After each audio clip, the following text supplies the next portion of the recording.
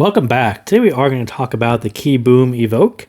So the Evoke is KiiBOOM's one dynamic driver, two balanced armatures. They also have another one dynamic driver set, which I will get to next, which is I think called Allure, something like that. So KiiBOOM is a company that you probably haven't heard of. I certainly haven't heard of it, and I don't know if they are a brand new company or a company who has previously sold domestically, and this is sort of their first two ventures into international sales. But either way, I sort of tend to believe that they've been around a bit, just judging by the quality and the tuning on this set. It's actually done pretty well. So I sort of think that they have been doing this for a little bit of time. So up close, this is what the Evoke looks like. It's got, there's like three different colors. There were two, there was this color, there was one that was similar. They were both at $169. And then there was one, I think, with gold leaf or more gold leaf that was $199. So this is you can see the Evoke. And these are the tips that actually come with it. They're actually quite nice. So 2-pin vent, nice faceplate, KiiBOOM. So actually, show-wise and build-wise, pretty nice. Sort of resembles what you would expect at $169. It actually comes with a cable that is actually quite nice, and I actually like this cable. It is actually kind of a thicker, beefier, very shiny, silver-looking cable with actually really nice hardware. And this is a 3.5 millimeter, and it says KiiBOOM on it. So I think that was actually nicely done. And it comes with a gigantic case that has nothing but tips and the IMs and cable in it. It's a bit large, but very well done as well. So let's kind of jump into it. And like I said, I think for a first time, if it's a first time company putting out a tuning like this, I think it's actually done very well. I tend to think that they've been around a little bit doing this, or maybe they were doing it under a different name, because the tuning is actually quite well done. There's no real big faults if you just kind of look at it. And the last that I talked about, which was also a hybrid, the UM 2, you can kind of see the UM 2 in blue. Maybe that's a little beefier. The dynamic driver was definitely not LCP on UM, and it was actually a very high quality driver, and it can actually hold just a little bit more mid bass. So I think there's not too much to talk about. I think this Evoke did take a slightly leaner path through the mid bass, but that's that's very, very close. That's probably like a 1 dB difference.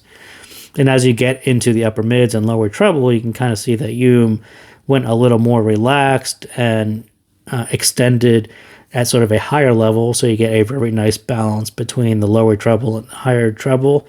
All that was super balanced on UM. It was very, very well done. You can kind of see where Evoke kind of bumped up a little bit, so you get a little more emphasis on this upper mid, lower treble. This bit's a little more emphasized, and then it trails off into a sort of non-fatiguing, almost a traditional, this isn't all that far off from a traditional tuning that you would find in lots and lots of sets. Trail it off, so there's nothing really fatiguing or out of place in the upper treble. But the downside of that is that there isn't as much air as you would get on a set like UM. So this is sort of, I would say Evoke took the safer path through the treble. Very nice bass shelf, nothing really too far over or under. Upper mids, just a little bit of emphasis, and then this safe, non-fatiguing path through the treble. So, overall, if this is their first set, they definitely picked a right tuning, a very safe tuning that wasn't really going to offend anyone. So let's kind of jump right into it, and we'll go through this one a little quicker. So KiiBOOM Evoke, 10mm LCP, and 2 BAs. This version, I think, was $169. They actually have a more expensive $199 with a different faceplate, I believe. But I would probably opt for the cheaper one if this was a set you're interested in, because I don't think the more expensive version gets you anything other than different colors on the faceplate. So the good, like I was just mentioning, it has this safe, non-fatiguing tuning, and it has a cleaner, leaner sound. So not all that far from what you would expect from a 2BA one dynamic driver hybrid. The okay part of that is I think it's a bit too safe. It's sort of the master of no faults. At this price, there really should be an outstanding characteristics, and just having no faults doesn't necessarily get you an outstanding set. It just means that I can't really nitpick a whole lot, but overall, I think it's just a safe tuning, and it doesn't really stand out. It's a bit of a wallflower.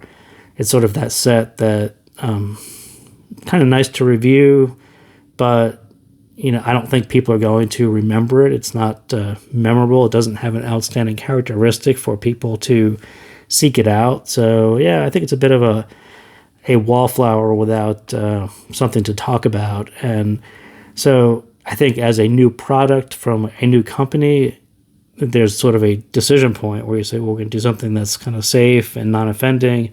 Generally, people will like it, and I think that's true. I think people will like it, but will they remember it and keep talking about it? I think that's where, you do have to take a chance and do something very, very well to stand out, especially if you are a new company. So sound, like I said, it's kind of safe, relaxed, a bit neutral at both ends, hybrid, conservatively tuned like a dynamic driver. So these balanced armatures definitely give you a little bit more detail, but these are not really running wild balanced armatures. The treble is very conservatively safe. Don't expect a whole lot of soaring strings. This one is kind of reeled back, constrained a little bit, so it sounds sort of more like a traditional dynamic driver, especially in that treble area. So the bass, and I think this is the weakest link and probably why the tuning is so safe. I think it is tuned a little bit leaner, and that was probably the right move because the dynamic driver, even though it's an LCP, it doesn't really have that detail. It doesn't really resemble the dynamic driver on KiiBOOM, which was very detailed. It was an amazing dynamic driver, and this one's just kind of lacking in that detail and definition and the sub-bass, mid-bass balance to match the BAs. It's really hard to match a dynamic driver to a sharper balanced armature. So you can either find a very, very good dynamic driver like KiiBOOM did, or you can tune the balanced armatures down to and soften them up so they sort of match the dynamic driver. And that's exactly what happens here. So you end up with this fuzzy, sharp contrast and detached contrast with the mids. So the mids have a little of that balanced armature sharpness to it, and those are sort of riding over a dynamic driver and a bass that's just a little bit more fuzzy. So I call it this fuzzy sharp. It always sounds like cleaner vocals over something that's a little bit more fuzzy and not as detailed. And it's kind of a classic hybrid sound. So the BAs definitely sound like they were a bit dampened to match a dynamic driver. And like I said, that's just something that you do. If you can't find the perfect dynamic driver, then tune your balanced armatures down a little bit so they fit better with your dynamic driver. So the mids, and I think this is the best part, clean and slightly dry from that lighter mid bass. Like I said, this one drops just a hair even from KiiBOOM, so it's just a little bit cleaner, a little less of that mid bass warmth driving through into the mids, so it's a little drier. Balanced armature definition, upper mids, that gentle rise, like I said, it gives you very relaxed energy to the sound, but it's kind of a softer presentation, and that sounds better with the bass, like I said, but doesn't really have that crisp BA sound like a KiiBOOM does.